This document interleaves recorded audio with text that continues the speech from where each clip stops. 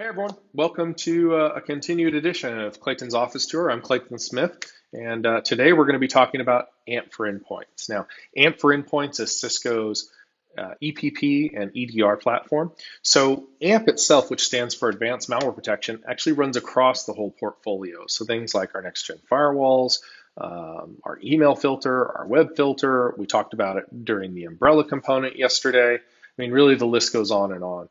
But what we're going to spend our time talking about today is the endpoint component. So really quickly, I just wanted to go over to this website and show you there's basically two different packages. I'll let you read each one of these. The reason why I'm pointing this out is because there's AMP Essentials and AMP Advantage.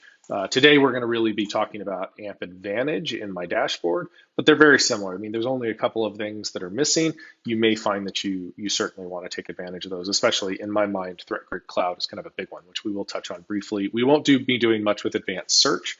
That's a feature called Orbital, and Orbital actually uses a technology called OS Query, lets you do some really deep queries. I don't have a need for that in my home lab. So once again, let's talk about my methodology. So my methodology is this is a home lab.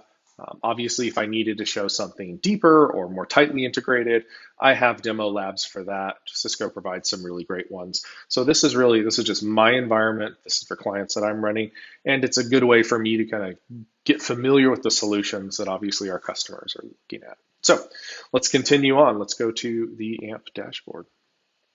All right, so this is the dashboard that you open into. I have the new dark theme turned on, which it seems like that's kind of the way I'm going with everything. I think, let's say my iPad, my iPhone, my Mac here, everything is now dark themed. That seems to be the in in fashion thing to do these days. So I did it with AMP for Endpoints as well. If you prefer to have a white background, we have that option as well. So a little tour around. Obviously, if you have anything that's compromised, you've got to deal with this right away. So in this demo environment, you can actually taint the data by putting in a bunch of demo data.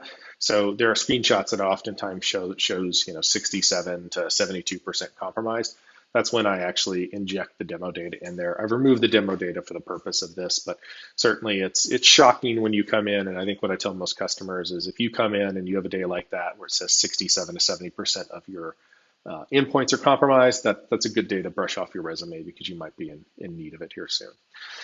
So in my case, we're going to look at quarantine detections today. Obviously, these are events that were quarantined by the system. That's important to know. We can see that over time. So we've got a time bar here. And of course, if there were any sort of compromises, it would continue on and talk about those here.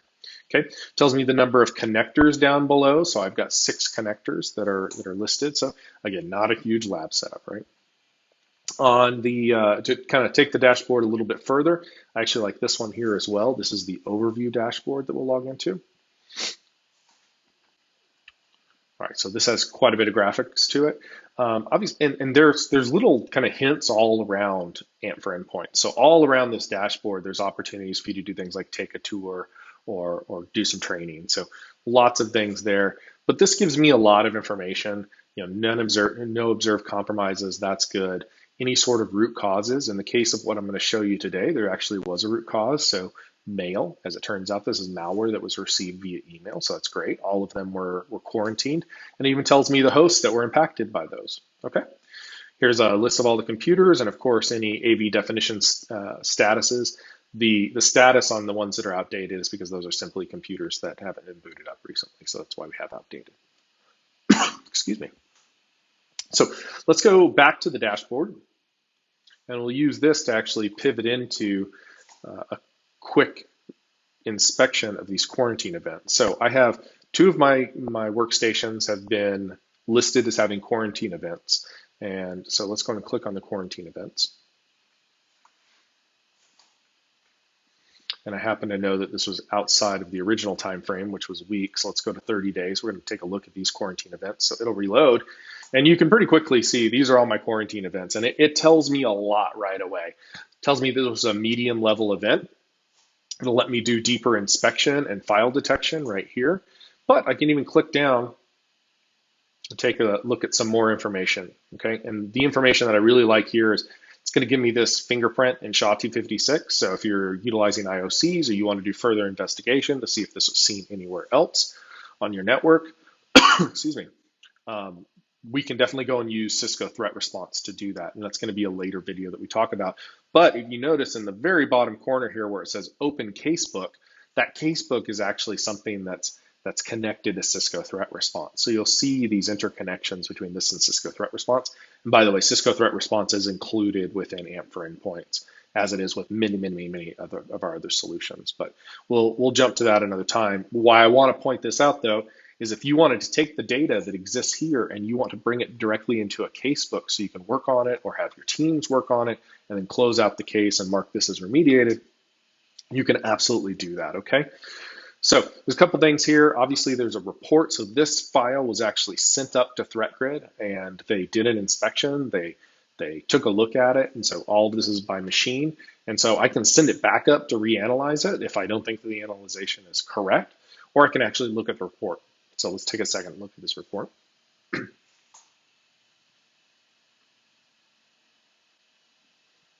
right, so this is the analysis report. This gets really deep. We can actually download a video, which is the interaction of the VM, how it interacts with this piece of malware. So we can even get in there and kind of play with it some. I can download all the PCAPs that are with it. I can look at the sample itself.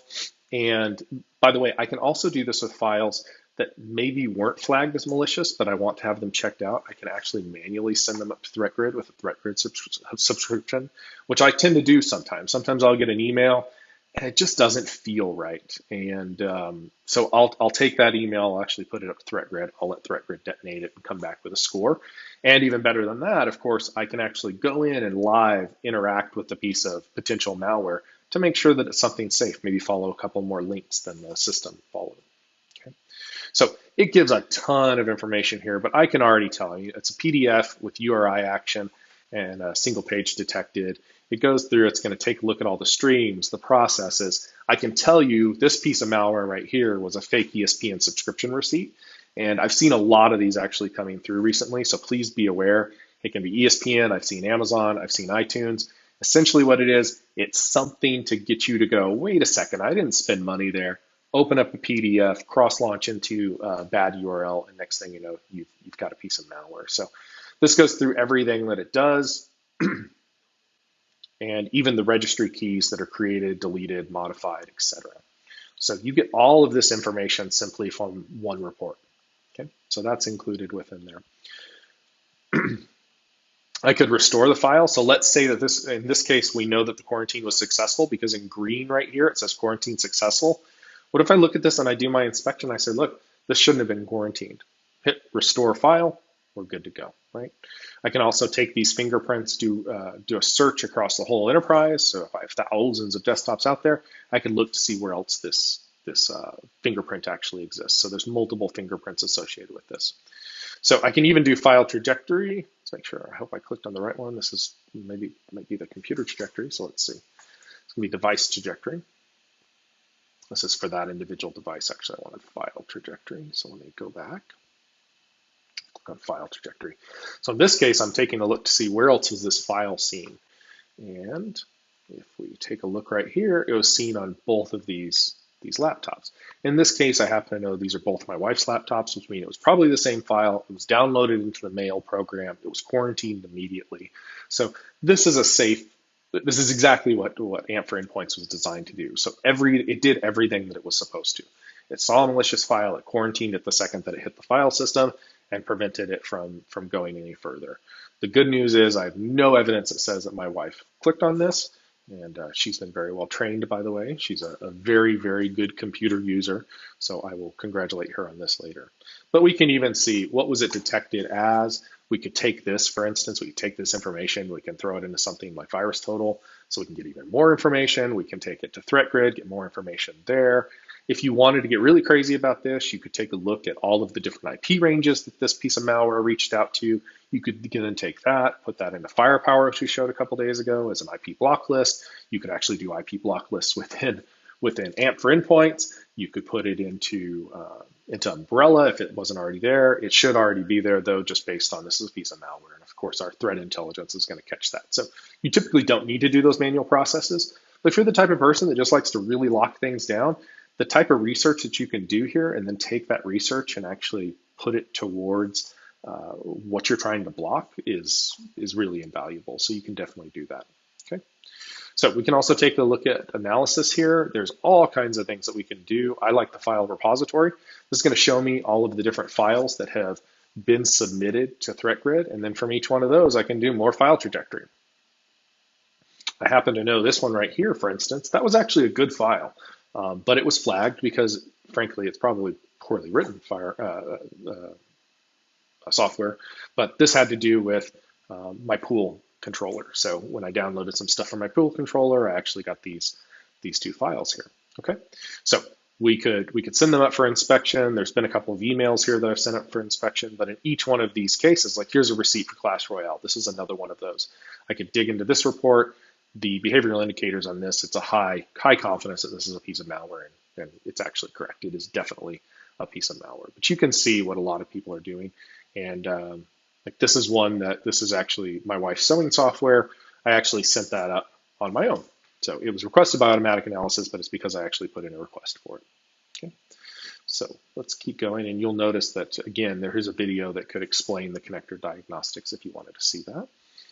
We can do searches for things. We can do root cause analysis. Orbital is what I was talking about earlier. And of course, we've got a bunch of different reports. So let's just click on one of these as an example. So here's a quarterly status report. Again, we're only talking about 5 or 6 machines here, so you don't expect a ton of data. But you can imagine if this was in a corporate environment, this could be really great data to get. This is the type of stuff that you send on to an executive leader so they see, hey, look, this is what's going on. This is how we're protected. So it's not necessarily deep information, but of course you can dig into any of this as you go forward with it. But the connector status, any sort of compromises that are seen, have those been resolved? So if you actually have a SOC that's going through and resolving these, it'll show compromises and the number that are resolved along with that. That's a great one to send up to executive leadership, and the number of file detections that are happening. So this really shows that the service, the product, the solution is doing exactly what it was supposed to do in its life here. So we have some outbreak control stuff. You can go and do your IP block and allow list. You can actually block applications, which is up here, block applications. So you have the ability to blacklist and whitelist applications. A lot of times what people will do is go and once a new piece of software comes out, for instance, Java, they want to block all previous versions of Java when they do that, or they want to actually create a group of only people that are allowed to use Java, or only people that are allowed to use Flash, or some of the other things that I know can be the bane of a desktop admin's existence. You can actually create groups where certain people are only allowed to use those through whitelisting and everyone else is blocked from doing those. But you can do it on a version by version basis as well. One thing that I have seen is, let's say that a file gets out into the wild. I know one of the companies I worked for, it was accidentally sent out. It was a spreadsheet of everyone's wages. That's a problem, right? So we could have used AMP for endpoints to actually stop that on everyone's desktop by simply putting in the SHA-256 fingerprint of that file and put it into block applications. And so no matter what people tried to do, the second it popped into their email, it would immediately be quarantined and blocked. So there's all kinds of things to do there. And then management, I want to spend just a couple minutes on the policy management because I think that there's a couple things that are quite cool. I can set up groups, I can set up individual computers, I can apply policy to each one of these. You'll notice these are going to be all of my different groups that I have, all of them, and then I can go into individual components, like for instance, I want to see Mac and I want to see everyone that's in my protect group. That's 4 machines. I can set up different configurations here, but the really cool thing that I like to do is I like to show, and I'll be the first to say, I wish that this was a little more intuitive, what I'm about to show you. So you have to go into policies, you have to edit the policy, then you go to product update. So pro tip for those of you that don't know about this, this is how you upgrade your endpoint clients. You would go here, you would select product version. As it turns out, I'm on the most recent, so this is fine. But if I wasn't on the most recent, I would simply select the product version that I wanted, and then I would hit save, and it would actually push out all of those updates. So really great as far as being able to push out updates on the fly. You don't necessarily need the desktop team to push something out. Through any of your different control mechanisms, this can be something that if this is owned by the security team, they can actually own the push out of the individual clients. Okay. And let's see, I'm trying to think of anything else. I believe that everyone has access to, I mentioned demo data. So if any of you have AMP for endpoints, then you can click on demo data, you can really taint your data, and then of course it looks terrible, but it's really great for getting to know the solution. Some questions I get asked often is, hey, this looks great. Can I run it with my AV? The answer is yes. If you have an AV product that you just love and you'd like to continue running it, we can run co-resident with that. However, we actually do have engines in here to do signature-based AV. So you can elect to turn those on or turn those off. But if you want this to replace your traditional antivirus, absolutely, this is a solution that can do that. And I know there's regulations out there that actually require signature-based AV. So we can meet those regulations also. Other questions I get asked are, can we run these on servers? Absolutely. We definitely recommend that. In fact, the more places you're running for endpoints, think of that as more sensors that are in the field trying to detect malware. So that's a great one. Let me think. Other questions that I'm asked, resource usage. It typically stays around 0 to 5% as far as resource usage. It's a very thin file as well. It's very small, the agent itself, so I get asked that quite a bit. The only time, if you turn on the signature-based AV, obviously it's got to download those signatures. That's especially helpful, though, if you've got a bunch of computers that go offline often. Because what AMP for Endpoints is doing, and I should have said this at the onset, is at a very basic level, it's doing a fingerprint of every one of the files that passes through the system, and it sends those up to Talos for a disposition check. And then it continues through, and there's about 15 or 16 other things that it does, including behavioral indicators. It will actually compare that to virus definitions. I mean, literally, and I've got a slide on it. It's this whole list of things that it does. But in order for it to even do that first inspection, it does need to be connected to the internet. So there are times where you may not be able to be connected to the internet. That's when signature-based AV, behavioral policies, and some of the machine learning that's actually in the client actually helps out quite a bit. So again, this wasn't meant to be a complete AMP for Endpoints discussion. This was just a brief look at my home lab setup here. And of course, if you want deeper discussion on this, please contact me. Please contact your Cisco account team. If I'm not your cybersecurity specialist, I will get you in touch with the one that is yours. But in the meantime, I hope you guys have appreciated a quick look at AMP for Endpoints by Cisco, and I appreciate your time. Have a great day.